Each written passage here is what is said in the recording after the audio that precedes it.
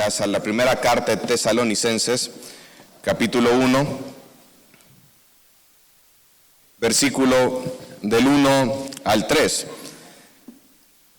Primera carta a los Tesalonicenses, capítulo 1, versículo del 1 al 3. Le hemos titulado el sermón de esta mañana, Lo que una iglesia debe de ser. Lo que una iglesia debe de ser. Mire, la palabra la leemos tal y como está escrita, en el nombre del Padre, del Hijo y de su Santo Espíritu. Dice: Pablo, Silvano y Timoteo, a la iglesia de los Tesalonicenses, en Dios Padre y en el Señor Jesucristo, gracia y paz sean a vosotros, de Dios nuestro Padre y del Señor Jesucristo. Damos siempre gracias a Dios por todos vosotros, haciendo memoria de vosotros en nuestras oraciones, acordándonos sin cesar delante del Dios y Padre nuestro de la obra de vuestra fe, del trabajo de vuestro amor y de vuestra constancia en la esperanza en nuestro Señor Jesucristo. Vamos a orar. Padre que estás en el cielo, gracias te damos, Señor, por esta enorme oportunidad que nos permite, Señor, de poder congregarnos como iglesia, adorarte a ti, Señor, en comunidad, poder aprender de las Escrituras, Señor, y poder aprender más acerca de quién eres tú. Te pido, Padre, que prepares nuestros corazones para recibir con mansedumbre tu palabra y que podamos ser obedientes a lo que tu palabra nos dice, Señor. Porque la palabra, Señor, ha sido inspirada por ti, son palabras de Dios para nuestras vidas. Y es lo que tú utilizas a través de tu Espíritu Santo para moldearnos a la imagen de tu Hijo Jesucristo. Nos ponemos en tus manos en el nombre de Jesús. Amén y amén. Puede tomarse asiento, amado hermano. ¿Cómo debería de ser una iglesia? Una iglesia bíblica. A la hora de tomar la decisión de a cuál iglesia nos vamos a congregar o en cuál iglesia con tu familia te vas a congregar, hermano, ¿en qué parámetros tú escoges la iglesia donde te vas a congregar? ¿Cuáles son las cosas en las que usted y yo nos fijamos a la hora de decidir la iglesia donde nos vamos a congregar? ¿Cómo sé si la iglesia donde me voy a congregar es una iglesia sana, es una iglesia bíblica?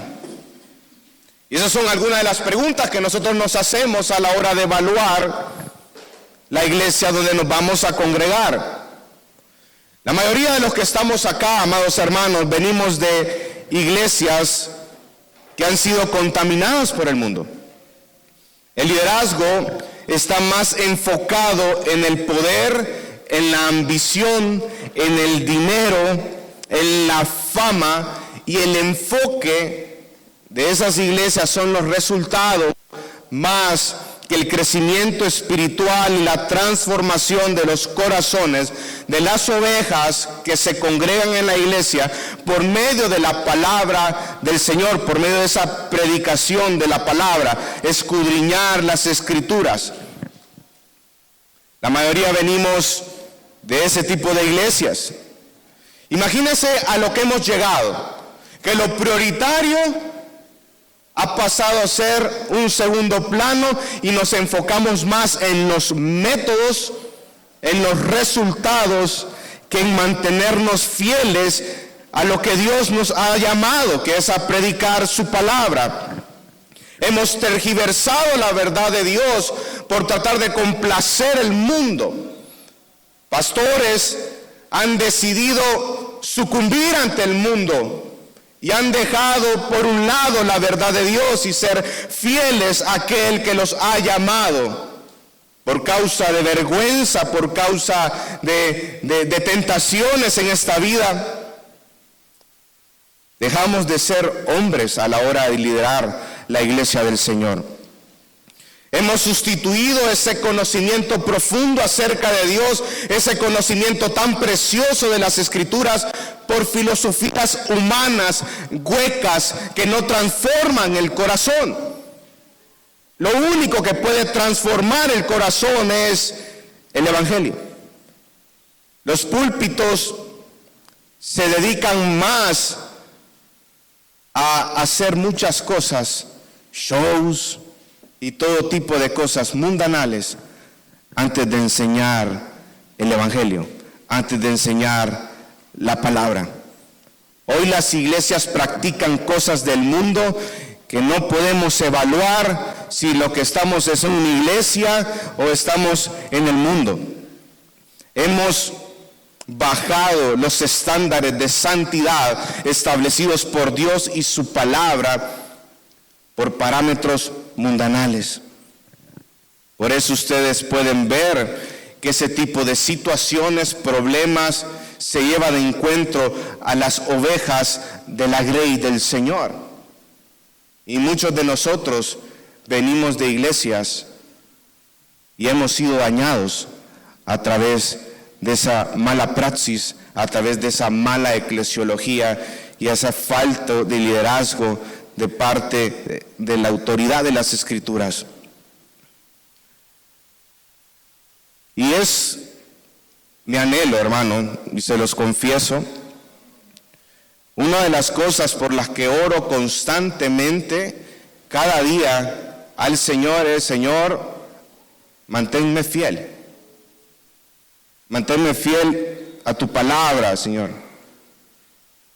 Que pueda pastorear a las ovejas que tú me has permitido por gracia, y que esas ovejas puedan fijarse en ti, conocerte más a ti, Señor, anhelar más de tu presencia, anhelar más de ese conocimiento, y que a través de ese conocimiento te amen, te guarden tus estatutos, tiemblen ante ti, Señor, tiemblen ante tu santidad, y que sepan que eres un Dios grande, santo y también un Dios con ira. Que anhelen en sus corazones estar contigo cada día. Y en esta oportunidad, hermanos, a través del estudio de la carta de los Tesalonicenses, vamos a hablar acerca de lo que una iglesia debe de ser. Vamos al versículo 1. El primer punto de esta mañana es un lugar donde se enseñe de Dios.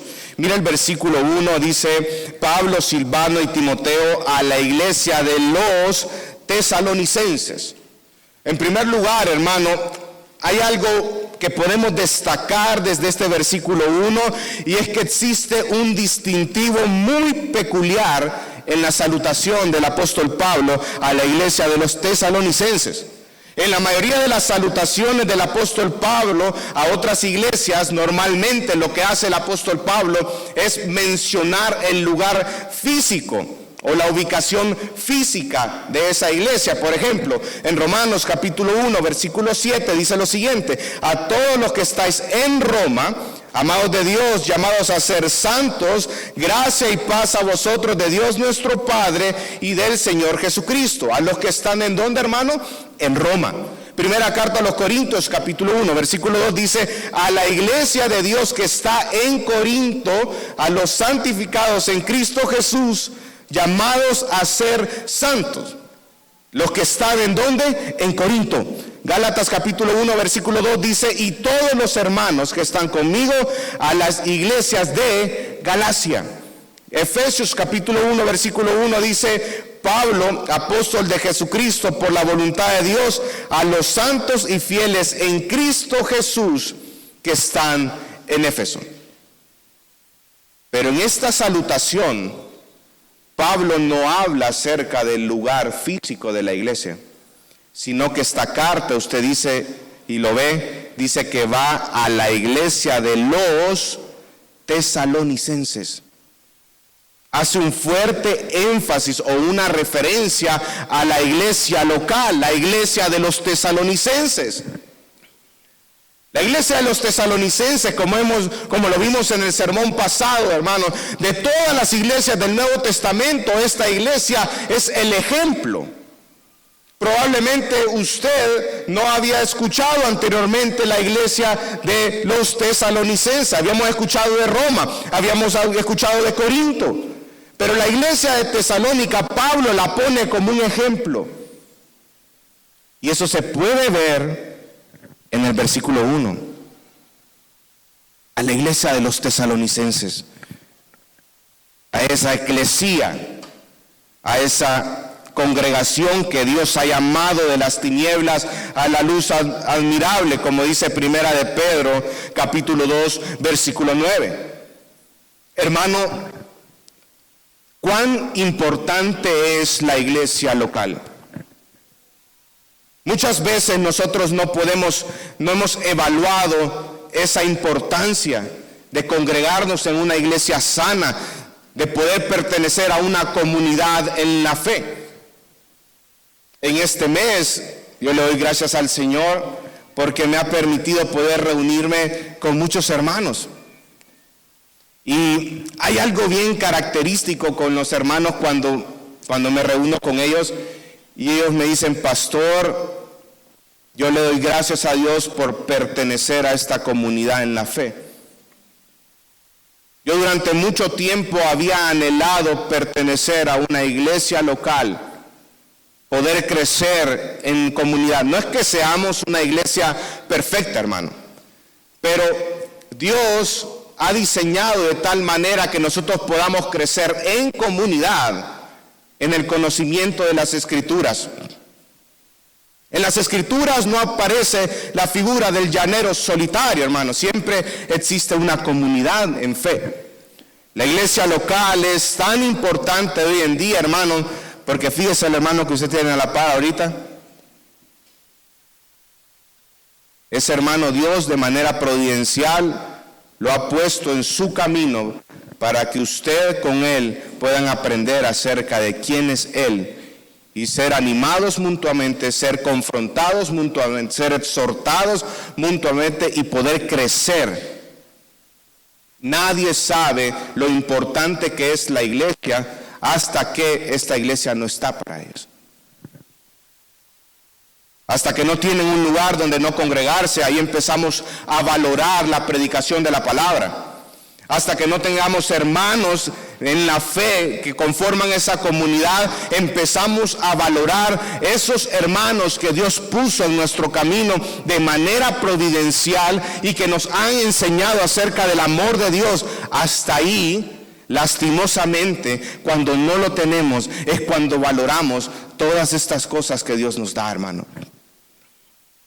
Por eso Pablo dice a la iglesia de los tesalonicenses. Una iglesia, hermano, en la que él estuvo, según Hechos 17, como lo vimos anteriormente, 3 semanas, y algunos sostienen que estuvo hasta 6 meses con ellos compartiendo. Imagínense la relación que existió entre Pablo y con estos hermanos a tal punto de dirigirlo en una carta, y vamos a ver más adelante cómo Pablo se expresa de los hermanos, hermano. Pero esa congregación que Dios ha llamado de las tinieblas a su luz admirable, esa congregación tiene un dueño. Y su dueño es Dios mismo. Mira el versículo 1, dice: a la iglesia de los tesalonicenses, en Dios Padre y en el Señor Jesucristo, gracia y paz sean a vosotros, de Dios nuestro Padre y del Señor Jesucristo. Hermanos, la iglesia le pertenece a nuestro Dios. Y esta es una de las verdades que debemos de entender todos aquellos que formamos parte de la iglesia. Solo hay un dueño, y es Dios mismo. Y en esta salutación, Pablo habla acerca de la primera y la segunda persona de la Trinidad. Amados hermanos, nosotros formamos parte de la iglesia local, de la iglesia del Señor, por el sacrificio de nuestro Señor Jesucristo en la cruz del Calvario. Vamos a Primera de Pedro, capítulo 1, versículo del 18 al 20. Primera de Pedro, capítulo 1, versículo del 18 al 20. Nosotros formamos parte de la iglesia por medio del sacrificio de Cristo Jesús. Dice: sabiendo que fuisteis rescatados de vuestra vana manera de vivir, la cual recibisteis de vuestros padres, no con cosas corruptibles como oro y plata, sino con la sangre preciosa de Cristo, como de un cordero sin mancha y sin contaminación, ya destinado desde antes de la fundación del mundo, pero manifestado en los postreros tiempos por amor de vosotros. La sangre preciosa de Cristo. Cristo fue el que compró a su iglesia a través de ese sacrificio, y Él fue el que dio la vida por su iglesia en la cruz de Calvario. Y a través de su obra meritoria, su obra sacrificial, entonces nosotros podemos nacer de nuevo. Cambiamos de ese estado de muerte a un estado de vida y formamos parte de esta comunidad. Ahora bien, todos sabemos esta verdad, hermano. Yo creo que la mayoría están de acuerdo conmigo de que todo esto que estuvimos predicando hace un ratito es cierto, pero no todo. Porque a la hora de poner en práctica ese conocimiento de Dios, entonces nos damos cuenta que nos hace falta mucho por aprender. Pablo viene y dice a la iglesia de los tesalonicenses: en Dios Padre y en nuestro Señor Jesucristo, gracia y paz. Dos conceptos tan necesarios que nosotros podamos entender: la gracia del Señor y la paz. Ambos conceptos provienen de nuestro Señor Jesucristo. Es por Él, por nuestro Señor Jesucristo, que nosotros podemos reconciliarnos con Dios. Es por Él que nosotros estábamos muertos en nuestros delitos y pecados. Éramos impíos, deseábamos hacer las cosas del mundo. Pero por Él ahora hemos sido reconciliados y ahora amamos las cosas que Dios ama. Guardamos sus mandamientos, atesoramos mucho el conocimiento de Dios y lo practicamos, pero todo parte de Él. Gracia y paz siempre es por medio de nuestro Señor Jesucristo. Ahora, la pregunta es: ¿cómo este conocimiento acerca de quién es Dios, de que Dios es el que llamó a su iglesia, el que Dios fue el que compró a su iglesia, el Dios es el que hace nacer de nuevo a cada una de estas personas que estaban muertos en delitos y pecados, que Dios es el dueño de la iglesia? ¿Cómo este conocimiento lo voy a llevar a la práctica? ¿Cómo lo puedo llevar a la práctica? Y la respuesta está en el versículo 2, hermano. Dice, vamos a 1 Tesalonicenses capítulo 1, versículo 2, dice: damos siempre gracias a Dios por todos vosotros. Una de las maneras prácticas de cómo poder demostrar que este conocimiento de quién es Dios y lo que Dios ha hecho por su iglesia, cómo lo puedo practicar, es ser agradecidos con Dios. Y el versículo 2 dice: damos siempre gracias a Dios por todos vosotros. Aquí nos da un ejemplo de ser agradecidos con Dios por la iglesia donde nosotros pertenecemos. Y es algo muy peculiar en las cartas del apóstol Pablo. Él agradece continuamente a Dios por la iglesia. Por ejemplo, Romanos capítulo 1 versículo 8 dice: primeramente doy gracias a mi Dios mediante Jesucristo con respecto a todos vosotros, de que vuestra fe se divulga por todo el mundo.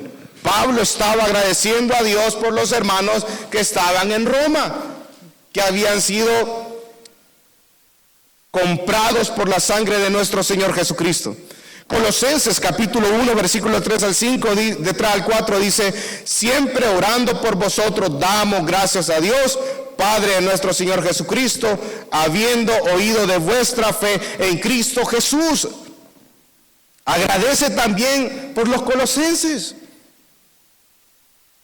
Pero ¿por qué está agradeciendo Pablo por la iglesia de Roma, por los colosenses, incluso los filipenses? Cuando dice en Filipenses 1, 3, 5, dice: doy gracias a mi Dios siempre que me acuerdo de vosotros, siempre en todas mis oraciones, rogando con gozo por todos vosotros, por vuestra comunión en el Evangelio. Porque Pablo entiende que el hecho de que ellos son sus hermanos es un motivo de agradecimiento a Dios, porque Él los llamó de las tinieblas a la luz, porque Él los transformó, porque Él los reconcilió y les dio un corazón nuevo. Miren la primera carta a los Corintios, capítulo 1, versículo 4, vamos a ver, y me quiero detener un poquito ahí. Porque probablemente usted puede decir: claro, pastor, es que Pablo agradece en una iglesia como Tesalónica, como la de los tesalonicenses, porque es una iglesia ejemplo. Porque es una iglesia que él mismo dice que las personas están hablando de cómo se convirtieron de los ídolos a Dios, al Dios vivo, y le servían al Dios vivo. Claro, eso a cualquiera puede hacer, pero miren primera carta a los Corintios, capítulo 1, versículo 4, dice: gracias doy a mi Dios siempre por vosotros, por la gracia de Dios que os fue dada en Cristo Jesús. ¿Quién fue la iglesia de Corinto? Si usted lee la carta a los Corintios, es una iglesia con muchos problemas. Solo más adelante en el versículo 10, es una iglesia en la cual los hermanitos, ellos decían: no, yo soy de Pablo, no, yo soy de Cefas, no, yo soy de Jesús, yo soy de Apolos. Existía una división. Los hermanos se estaban fijando más en el predicador que en Dios mismo, y Pablo les recrimina y les dice: ¿acaso yo morí por ustedes, hermano? ¿Acaso Cefas murió por ustedes? No, no fue así. El que murió en la cruz del Calvario se llama Jesucristo. A Él debemos de seguir. Una iglesia en la cual había un mal liderazgo a tal punto que usted puede ver en el 1 Corintios capítulo 5, habla acerca de un caso de inmoralidad que no había sido juzgado por los líderes de la iglesia de Corinto. Y Pablo le recrimina eso a los líderes. ¿Cómo es posible, hermanos, que dentro de la iglesia del Señor exista un caso de inmoralidad sexual que ni siquiera en el mundo se presenta? A tal punto que un hombre está acostándose con la mujer de su papá y ustedes no están haciendo nada por disciplinar a ese hermano, y ese hermano ha venido a hacer una contaminación a los demás. Y viene Pablo y le dice: el tal sea entregado a Satanás. Yo ya juzgué y el tal sea entregado a Satanás. Una iglesia donde ocupaban la Santa Cena del Señor, algo solemne, algo precioso, lo hacían con un libertinaje. Y por todos esos hermanos viene Pablo y dice: gracias doy a Dios siempre por todos vosotros. Y si Pablo tuvo motivos para agradecer a Dios por la iglesia de Corinto, hermanos, nosotros tenemos motivos para agradecer a Dios por la iglesia de Gracia y Verdad, la cual nos ha permitido estar acá. No quiero exaltar a la iglesia Gracia y Verdad, quiero exaltar al Señor y lo que Dios está haciendo en la vida de cada uno de nosotros. Por eso Pablo constantemente decía: yo agradezco a Dios por la vida de ustedes. ¿Cuántas veces ha usted agradecido a Dios por la iglesia donde se congrega? Y muchas veces no nos detenemos a meditar en ello. Probablemente usted puede decir: bueno, es que no es fácil orar por los hermanos de Gracia y Verdad. Son problemáticos. Cuidadito que uno se acerque con un hermano que explota. ¿Cómo va a querer, pastor, que yo voy a orar por él? Pero el punto es, hermano, que el motivo de tu agradecimiento por pertenecer a la iglesia es por lo que Cristo hizo en la cruz del Calvario. Porque esa persona que usted dice que es una persona problemática, que es una persona en la que es muy conflictiva, que es una persona, lo que usted ponga, hermano, lo que usted ponga. Esa persona, si es un verdadero creyente, le pertenece a Dios. Y Cristo murió en la cruz del Calvario para salvarla. Al igual que usted y yo, muchas veces nosotros no entendemos ese conocimiento acerca de Dios y no agradecemos al Señor por todo lo que Él hace a través de la iglesia. Y si reflexionamos un poco, hermano, y profundizamos un poco más acerca de esto, los hermanos que conforman en nuestra iglesia nos une una tan sola cosa, y es la fe en Cristo Jesús y el evangelio que nosotros creemos, Señor. Dios cambió ese estado de muerte a vida, y eso, hermano, es algo sobrenatural, es algo milagroso, es algo precioso que el Señor cambie un estado de muerte a un estado de vida. Y una persona que estaba directamente enfocada en las cosas del mundo, que estaba en rebeldía contra Dios, ahora que esta persona se congregue y adore al Dios verdadero y escuche palabra del Señor, y además de eso busque guardar sus mandamientos, eso es un tremendo milagro por el cual debemos de estar agradecidos. Por lo que Dios está haciendo en la iglesia y en la vida de los hermanos. Hermano, ¿usted alguna vez pensó en su vida que iba a estar sentado con la persona que está a la par en este momento? Humanamente hablando, hermano, jamás nos hubiéramos encontrado con esa persona. Y ahora estamos adorando en comunidad.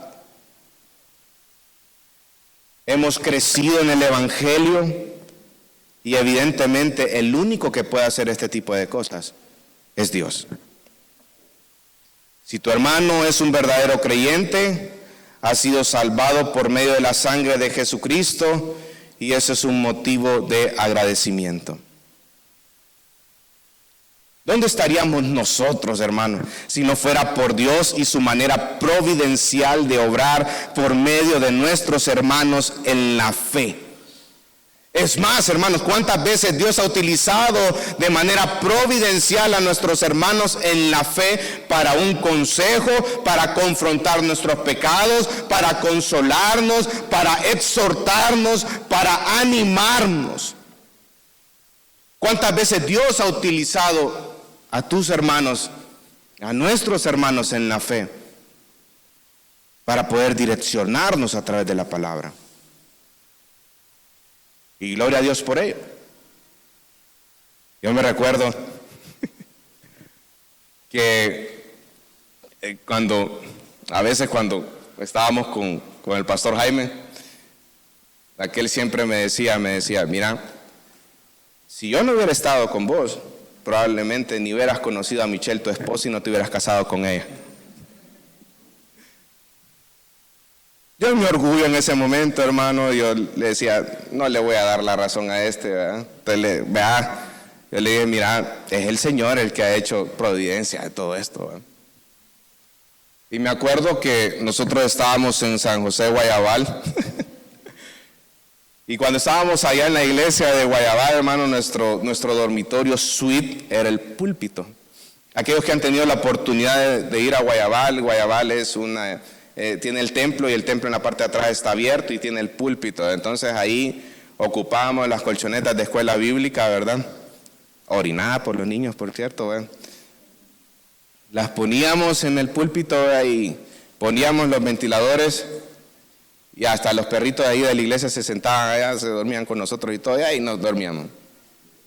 Y en una de esas pláticas, ¿verdad?, Yo me acuerdo que Jaime me decía, mira, ¿y por qué no le escribís a Michelle? Y yo, ¿cómo se te ocurre? ¿Quién? La hija de la hermana Silvia. No creo, no, sí, mira, y aquel como vean, mira, ella viene de una buena familia, ella ahorita acaba de sacar sus estudios de sus posgrados de Chile y ya regresa, y es alguien centrada, no sé, ahorita yo estoy enfocado en el ministerio, pero tanto fue la insistencia que dije, bueno, le voy a escribir. Y le escribí, hermano. Y le escribí un día domingo, era a las 5 de la mañana, hermano. Y lo curioso que ya después ella me escribió también. Y bueno, y ahora miren, con 2 hermosos hijos, casado y todo. Pero cómo Dios ocupa las amistades, hermano. Nuestros hermanos en la fe. Ya y así como a mí me pasó, probablemente a usted le ha pasado también. Y cabalito, cuando usted necesitaba un consejo, ahí estaba un hermano. No necesariamente tenía que ser el pastor, no. Un hermano que Dios utilizó para enseñarte a ti, para aconsejarte a ti, a la luz de la palabra, lo que tenías que hacer y de direccionarte. Hay momentos, hermanos, que Dios de manera providencial manda hermanitos que usted ni los quiere ver. Ni los quiere ver. Y le molesta que llegue el hermano ahí en el momento, pero esa plática fue providencial. Te ayudó a ver tu pecado, te arrepentiste de tu pecado y seguiste en la dirección correcta.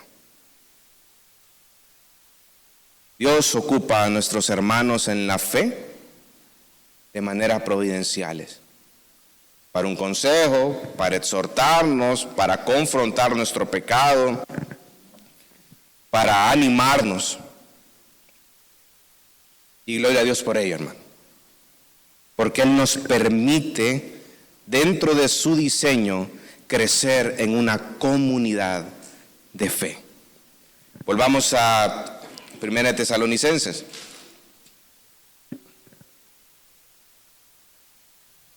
Dice el capítulo 1, versículo 2, dice: gracias a Dios por todos vosotros, haciendo memoria de vosotros en nuestras oraciones. ¿Cómo puedo de manera práctica poder poner en práctica, valga la redundancia, ese conocimiento que tengo de Dios? Siendo agradecidos. Y ahora Pablo menciona otra cosa: orando por otros, orando por nuestros hermanos, haciendo memoria de vosotros en nuestras oraciones, dice el apóstol Pablo en 1 Tesalonicenses, versículo 2. Y las oraciones son tan necesarias en nuestro día a día que como cristianos descuidamos ese tiempo de oración, pero debemos de entender que en la iglesia del Señor todo se mueve en base a la oración. Como dice Efesios capítulo 6, versículo 18. Y era algo que Pablo ejercitaba constantemente, intercedía por los hermanos constantemente. Ahora la pregunta para usted, hermano: ¿cuántas veces usted ha orado por los hermanos de aquí de la iglesia de Gracia y Verdad? ¿Cuántas veces usted ha intercedido por sus hermanos en la fe?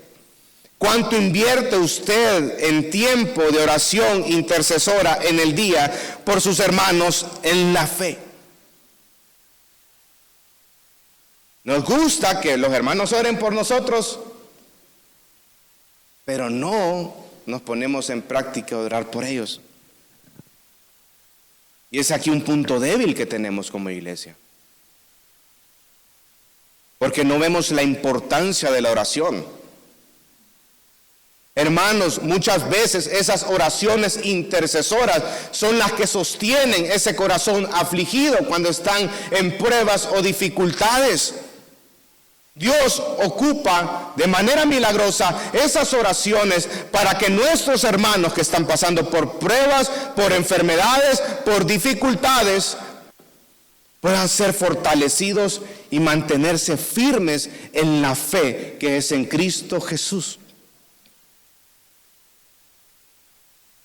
No sé dónde estuviéramos si no fuera por todos esos hermanos que muchas veces han estado orando por nosotros.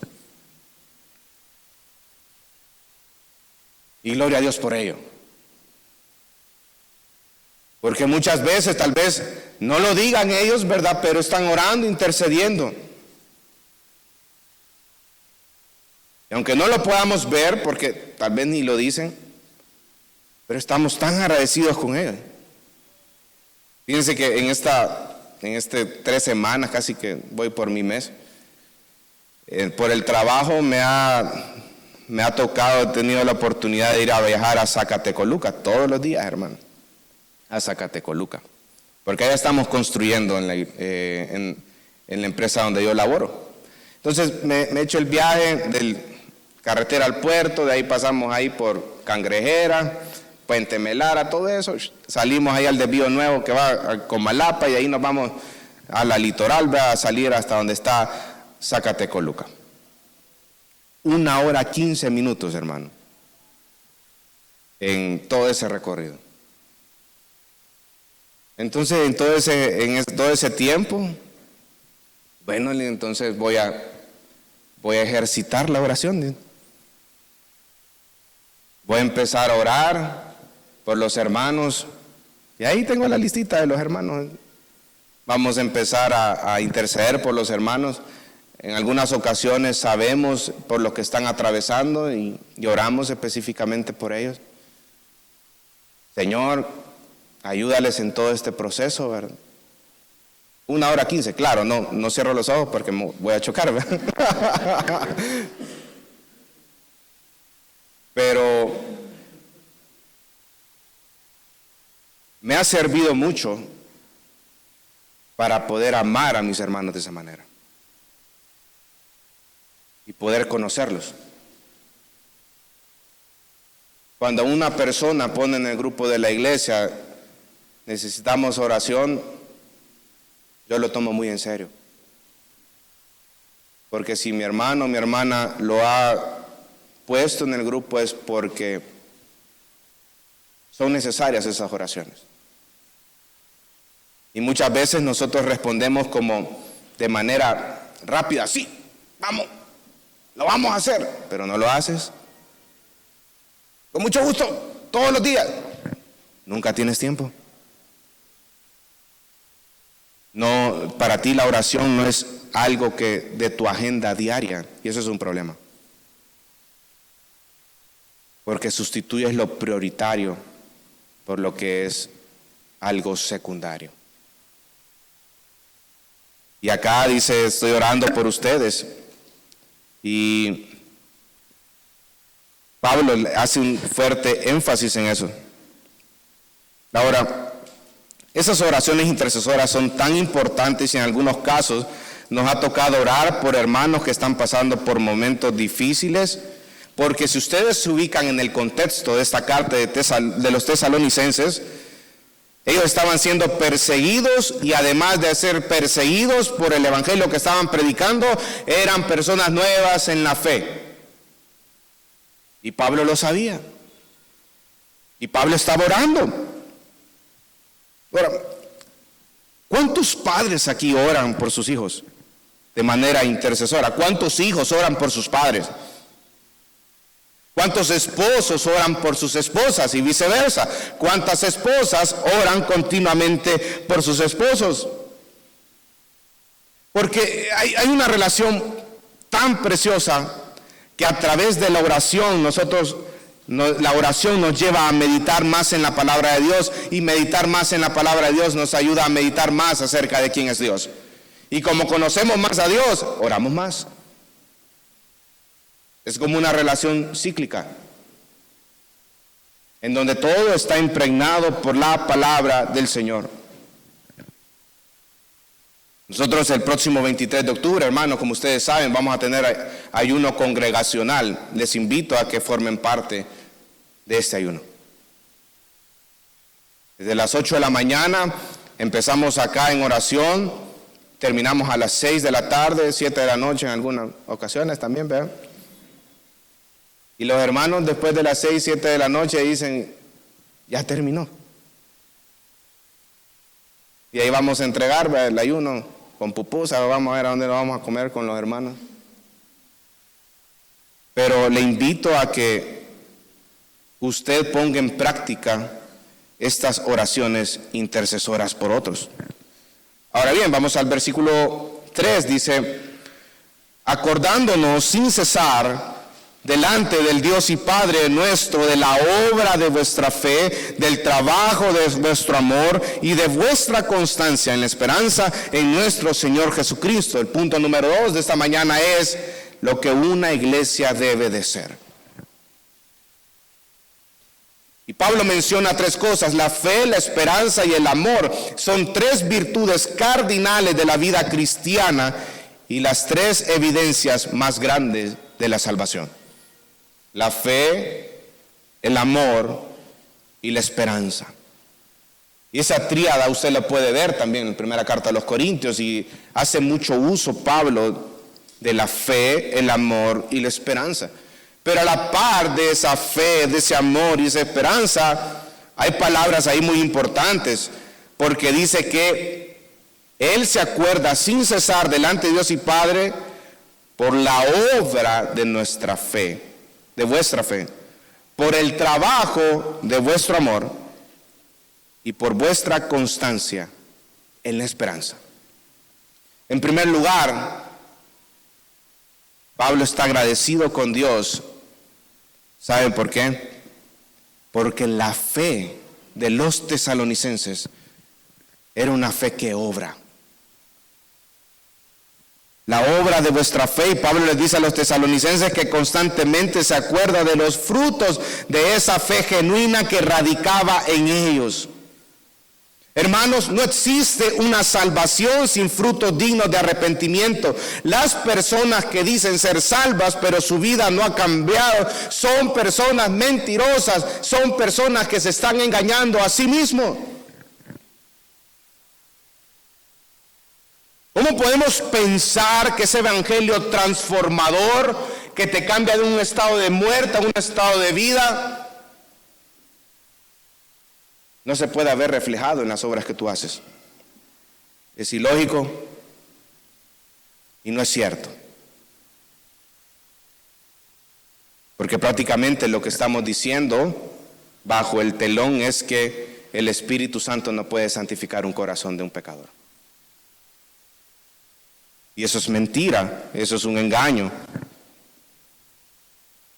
El nuevo nacimiento es algo que no se puede ocultar. No estamos hablando de perfección, sino que poseen una vida transformada por la gracia de Dios, como lo establece Santiago capítulo 2 versículo 14. Se lo voy a leer. Dice: hermanos míos, ¿de qué aprovechará si alguno dice que tiene fe y no tiene obras? ¿Podrá la fe salvarle? Y si un hermano o una hermana están desnudos y tienen necesidad del mantenimiento de cada día, y alguno de vosotros les dice: id en paz, calentados y saciados, pero no les dais las cosas que son necesarias para el cuerpo, ¿de qué aprovecha?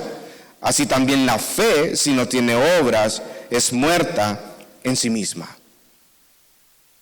Aquí Santiago está hablando no de que a través de la obra que nosotros hacemos es que nosotros podemos tener fe. No, que una fe genuina se ve en las obras.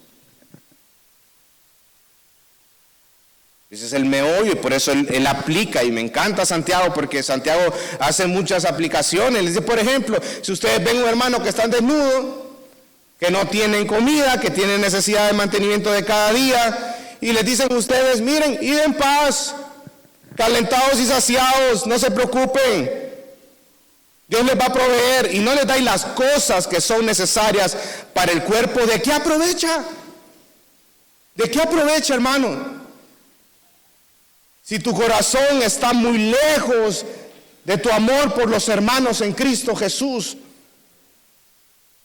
Si usted y yo hemos nacido de nuevo y tenemos una fe genuina, esa fe genuina me va a mover a actuar por mis hermanos. Y ahora surge la pregunta, ¿a qué obra se refiere Pablo cuando dice la obra de vuestra fe? Parece ser, según su contexto, de que es la obra de la propagación del Evangelio y estaba llevando a cabo en un tiempo de persecución. Los hermanitos eran nuevos en la fe, hermanos, y además de eso estaban siendo perseguidos por causa del evangelio que estaban predicando. Esa obra, le está diciendo Pablo, la obra de vuestra fe. Porque ustedes están arriesgando su vida por el evangelio, predicando el evangelio. Porque ustedes han nacido de nuevo, hermanos. Y no importa que los persigan, no importa que los maten, no importa que los encarcelen.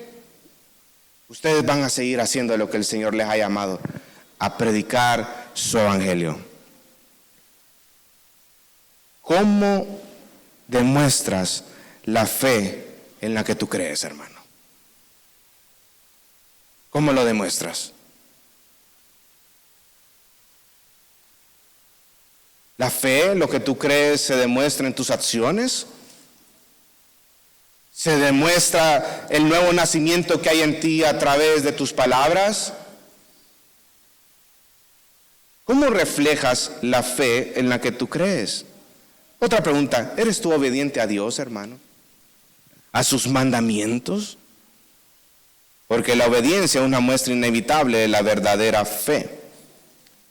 Y fíjense que estas características que Pablo habla en el versículo 3, hermano, nos dan luz de algo, que existe una relación directa entre el nuevo nacimiento y la búsqueda constante de la santificación. ¿Por qué nosotros cada día anhelamos poder crecer en el evangelio y parecernos a nuestro Señor Jesucristo? Porque Dios nos hizo nacer de nuevo. Porque es Dios el que está haciendo la obra en nosotros. Antes probablemente usted decía una mentira y no pasa nada. Es una mentira blanca, ¿verdad? Pero ahora usted dice una mentira, hermano, y se siente tan mal por la mentira, porque es esa obra que Dios está haciendo en su corazón. Antes probablemente usted se expresaba de cierta manera y no medía las consecuencias de lo que usted decía. Ahora cuando usted habla y habla de más, y usted dice, híjole, la regué, voy a pedir perdón. Es la obra santificadora que Dios está haciendo en tu corazón, hermano. Entonces existe una relación directa entre el nuevo nacimiento y la búsqueda constante de la santificación. En Efesios 2:10 dice que estas son buenas obras, las cuales Dios preparó de antemano para que anduviésemos en ellas. Es tan impresionante ver de esta manera la vida cristiana, porque todo depende del Señor. Él nos hace nacer de nuevo, nos da un nuevo corazón, su Espíritu Santo muere en nosotros y nos ayuda en nuestra santificación. Todo es por su gracia y por su misericordia. Volvamos al versículo 3, dice, por la obra de vuestra fe, y de ahí que continúa diciendo, del trabajo de vuestro amor. El trabajo de vuestro amor. La segunda característica es el amor. Pero este amor tiene algo peculiar y es que implica un trabajo, y la palabra ocupada acá para trabajo denota un trabajo extenuante, un esfuerzo costoso. ¿Por qué nosotros tenemos la capacidad de amar? Bueno, lo respondimos en las cartas de Juan, porque Dios es amor. Y por ese amor de Dios es que nosotros podemos manifestar ese amor a otros, porque el amor le pertenece a Dios. Y debemos de entender eso, que el amor inicia en Dios, lo derrama en su pueblo y espera a su vez que los miembros de dicho pueblo manifiesten ese mismo amor unos por otros. Nuestro Señor Jesucristo lo define como una característica de ser un discípulo suyo, y eso lo puede ver usted en Juan 13:35, cuando dice: un mandamiento nuevo os doy, que os améis unos a otros como os he amado, que también os améis unos a otros. En esto conocerán todos que sois mis discípulos, si tuviereis amor los unos por los otros. ¿Por qué podemos amar? Porque conocemos a Dios y Dios es amor. Y es ese conocimiento de Dios que es producto, que yo entiendo de quién es Dios, producto de un nuevo nacimiento. Porque Juan lo que hace, hermano, es que describe al creyente como una persona que conoce a Dios. Y si usted y yo conocemos a Dios, vamos a amar lo que Dios ama. Y Dios ama a su iglesia. Y dice que hay un trabajo de vuestro amor. Este amor, hermano, implica un esfuerzo. Este amor es sacrificial. Es un amor en el cual yo tengo que aprender a negarme a mí mismo. Pero cuando se trata de amar y servir al hermano en Cristo, ya no nos gusta. Porque tendemos a hacerlo de una forma egoísta, desinteresada y cómoda. Yo sirvo a mis hermanos hasta donde mi comodidad lo permite.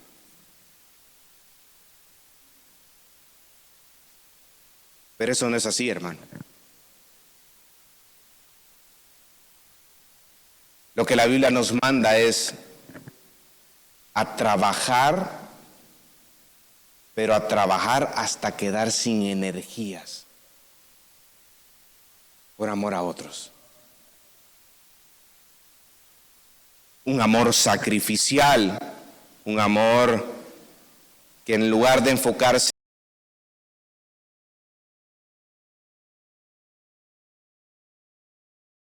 cada día te está dando por su gracia y su misericordia, y por eso tú amas a la iglesia que le pertenece a Él. Ahora, mira al hermano que está a la par de nuevo. ¿Alguna vez usted ha mostrado ese amor sacrificial en el hermano que usted tiene a la par? Probablemente son contaditos las personas las que mostramos eso. Y muchas veces mostramos ese amor sacrificial, hermano, de manera interesada. Porque nosotros nos movemos porque este me puede dar algo. Pero cuando el hermanito no te puede dar nada, se acabó el amor. Eso es muy pecaminoso, hermano. Porque es algo que la Biblia no me enseña a hacer. Yo debo de amar a la iglesia de Cristo. Y debo de manifestar ese amor sacrificial en la vida con mis hermanos. Sin embargo, en el versículo 3 dice: y de vuestra constancia en la esperanza en nuestro Señor Jesucristo. La tercera característica es la constancia en la esperanza. Recuerden que uno de los temas que toca el apóstol Pablo a lo largo de la carta a los tesalonicenses es el tema de ese futuro, de esa venida del Señor. Y viene y les dice: hermanos, nosotros debemos de tener constancia en la esperanza. El verdadero creyente es paciente y espera confiadamente que ante la misma presencia de Dios, que Él sabe conscientemente que un día va a juzgar a todos los hombres, va a encontrar ese refugio en nuestro Señor Jesucristo. La esperanza, hermano, es esa certidumbre con respecto a aquello que aún es futuro. Y es lo que nos mantiene firme ante las presiones, angustias, tribulaciones, y todo lo superficial se quema a la hora de la tribulación. El cristiano, la base de esa esperanza es la venida del Rey de Reyes y Señores de Señores. La venida de Cristo. Y es esa esperanza en Cristo que vendrá nuevamente lo que nos mantiene firmes en nuestra vida, constantes en lo que hacemos, y anhelamos pacientemente esa venida de nuestro Señor Jesucristo.